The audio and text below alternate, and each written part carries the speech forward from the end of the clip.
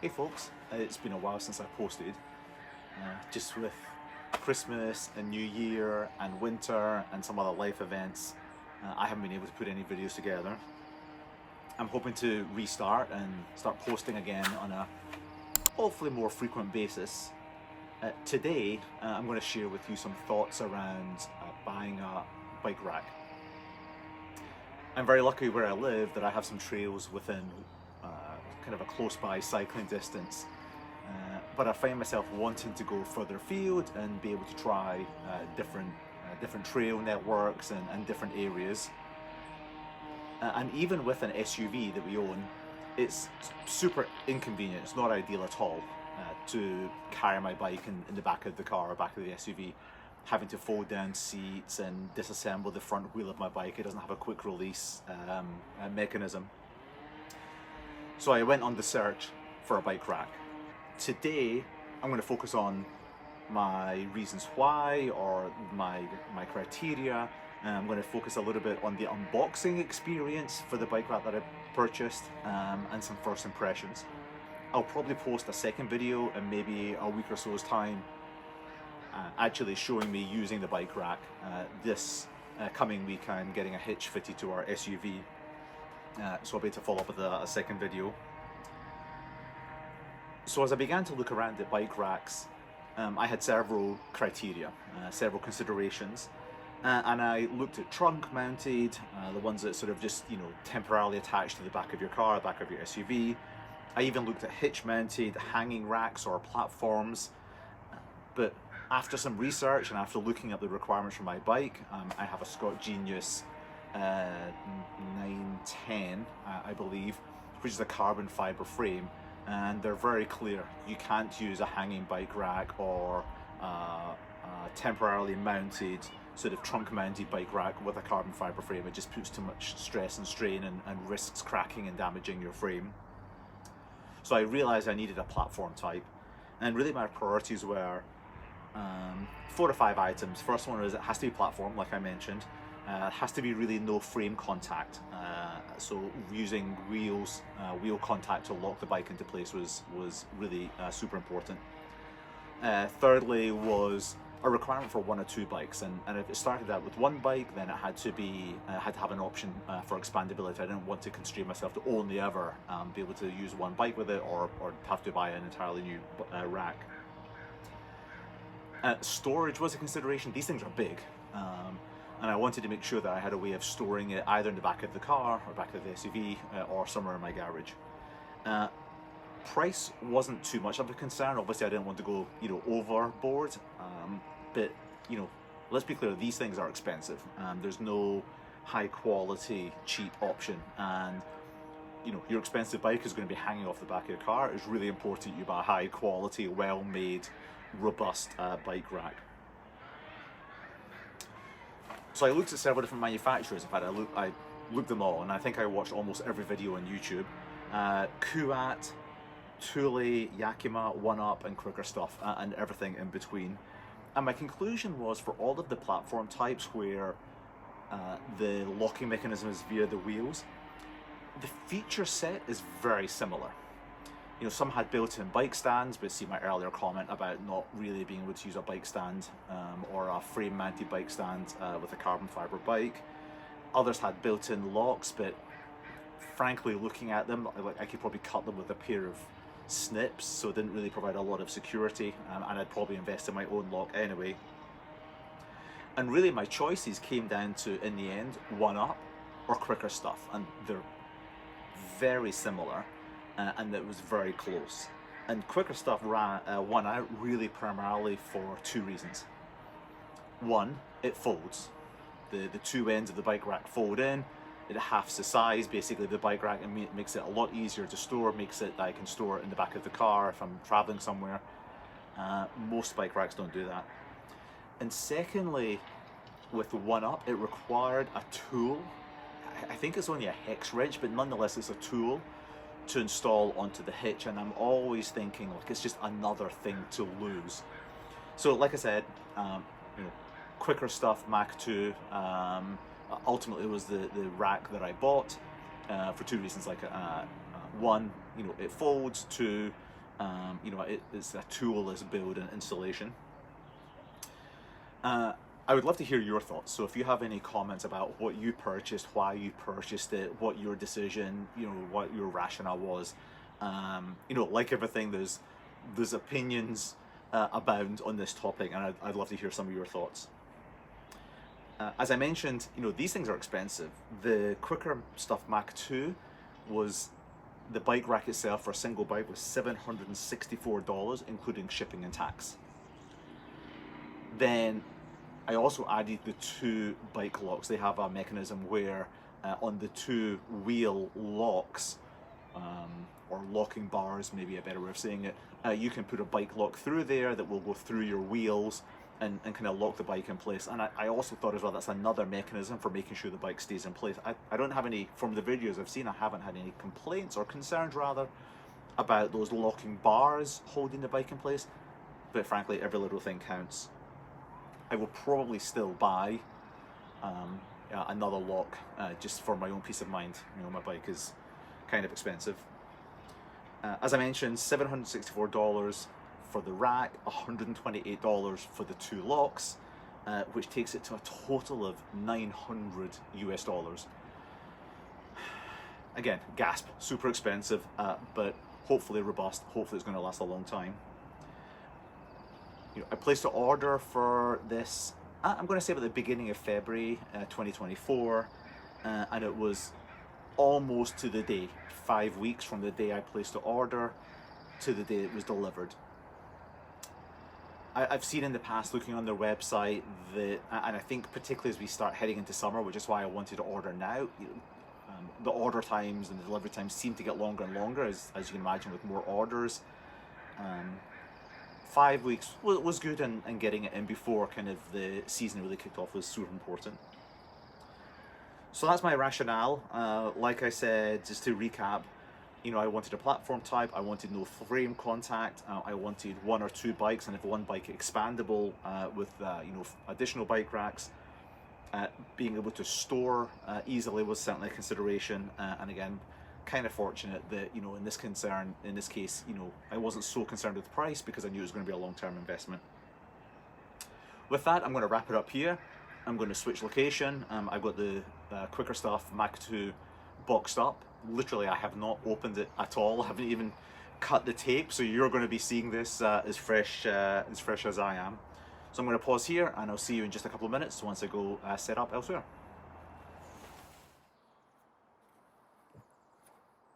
Well, folks, here we are. You can see, still sealed. I haven't even cut open it yet. The only thing I've changed here is covered up somewhere on here is my address, and I've covered that up. That's the only change. So you're going to see this really as fresh as I am. I've got measuring tape, some scales. We'll see if I can get that to work, and my handy box opener.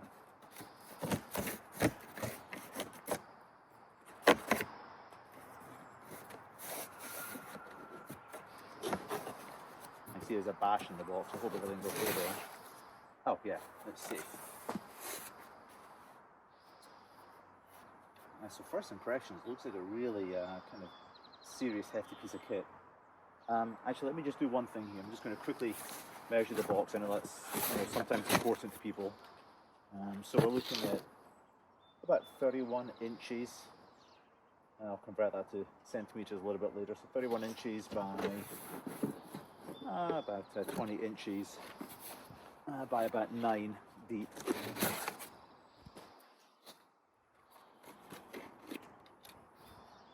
Oh, that has either snapped or wasn't installed right.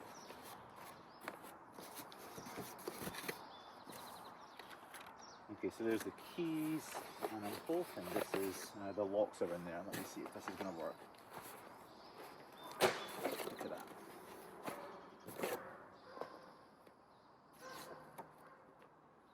Bits of cardboard.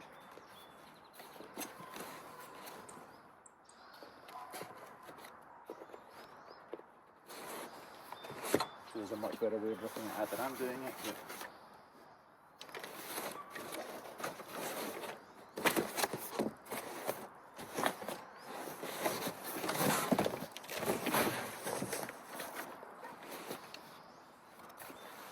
I'll get the weight in a second, but you can see I was able to lift that kind of one-handed.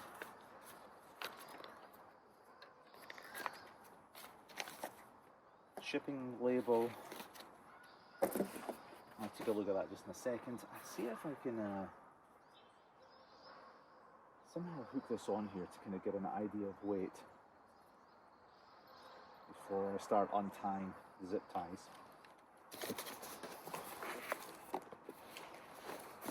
Close down that, close down that. And I'm hoping I can get around there.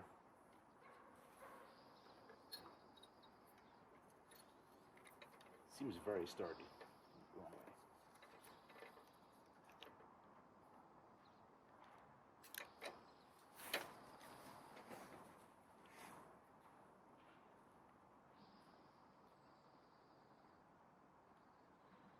Oh, and predictably, I couldn't have planned this better. The battery has died. Let me just try here.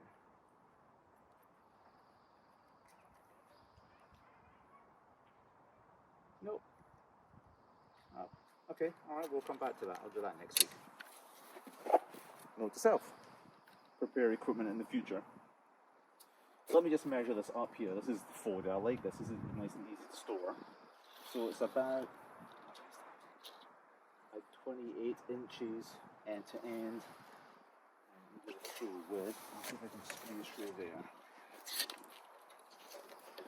And that's like 17 and a half inches, maybe just a little bit more, end to end, or side to side rather. And then depth. I hope you're appreciating my tartan picnic blanket here. And it's about, well, again, I'm going to say about 7 inches or so deep. Certainly not scientific, but gives you an idea. All right, let me start cutting some zip ties here.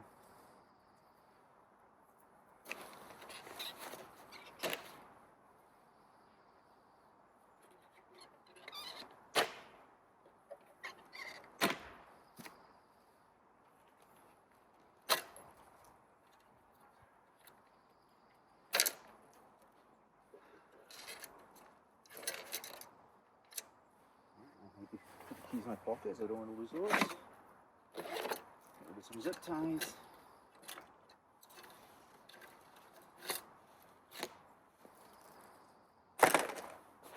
Sorry, the person who invented zip ties, they should be very rich by now. Okay, let me just lift this up. Oh, it's actually easy to handle. This is even one hand.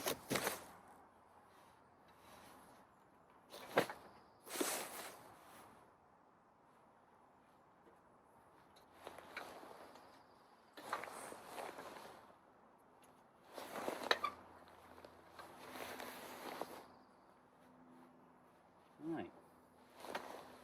Now, I did download the instructions beforehand, but I'm actually not sure how to expand these out. Oh, they just swing out, look at that.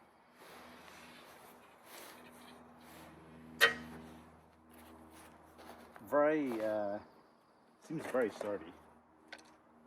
There's really no flex. I'm picking it up and moving it, like I don't feel any flex in any of the components. Everything is very well secure. Nice lock and click when it comes together. If I move my iPad. And now that this is extended, let me just measure this. What is that, like 56 and a half, 57 inches end to end.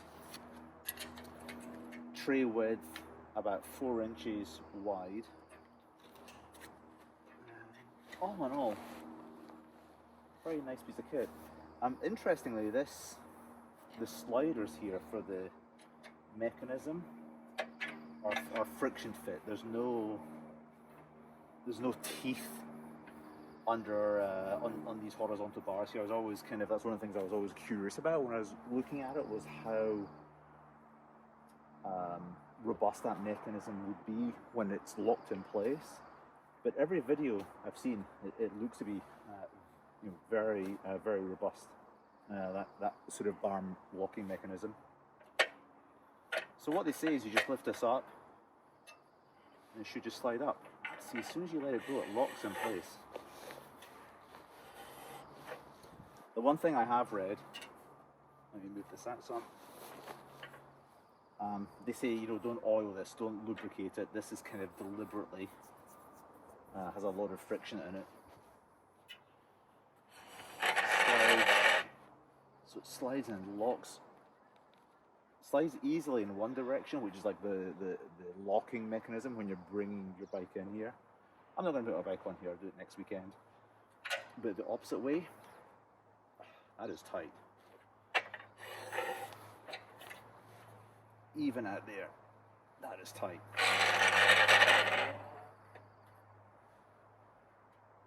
Looks to be maybe like 2mm aluminium. Like I haven't, there's no sharp edges.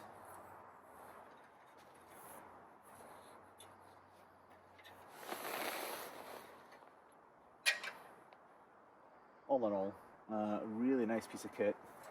They say, I did read, you know, meant to tighten up the hitch locking mechanism without it being in a hitch. I don't know why, but I saw it in the manual, so I'm just going to just agree to that. And what I don't know yet is how to fold it back up again. Does it just unlock it? Let me see. No.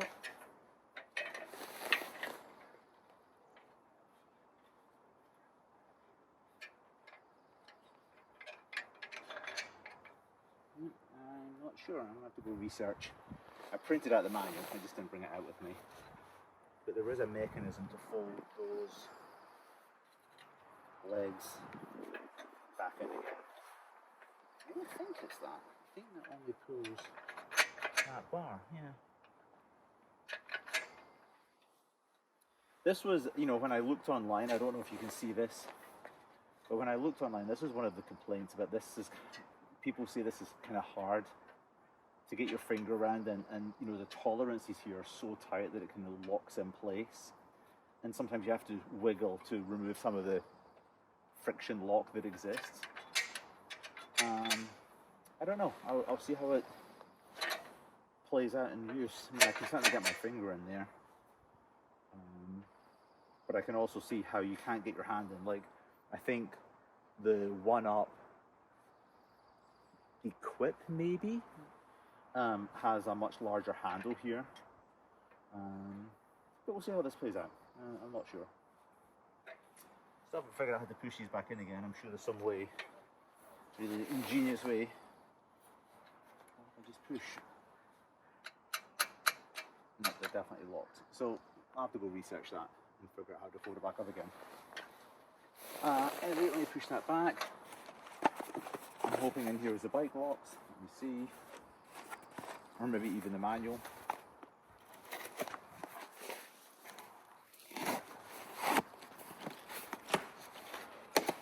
This looks like bike locks.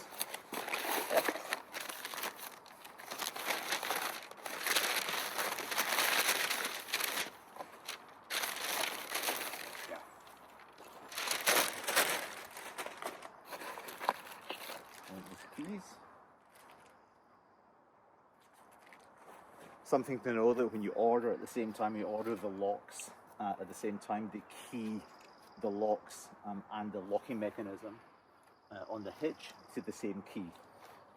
If you order afterwards, then you can tell them, you know, your email address, your original order number, and they will go back and look up and find out what your previous key or what your original key order or key number was, and they'll make sure that they match, so that, you know, you've got one set of keys fits all the locks, which is kind of a nice, neat,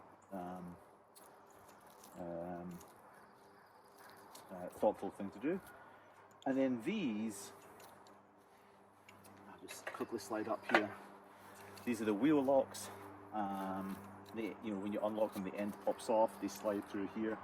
I was kind of curious what material this is, and this is pretty solid. Again, it's all machined, I think. And it basically slides through your whatever this is, wheel bracket. So you put your bike on, put the wheel brackets in place. You can use this lever here, or actually you just undo and you can move these rollers up and down to match the width or the diameter of your wheel.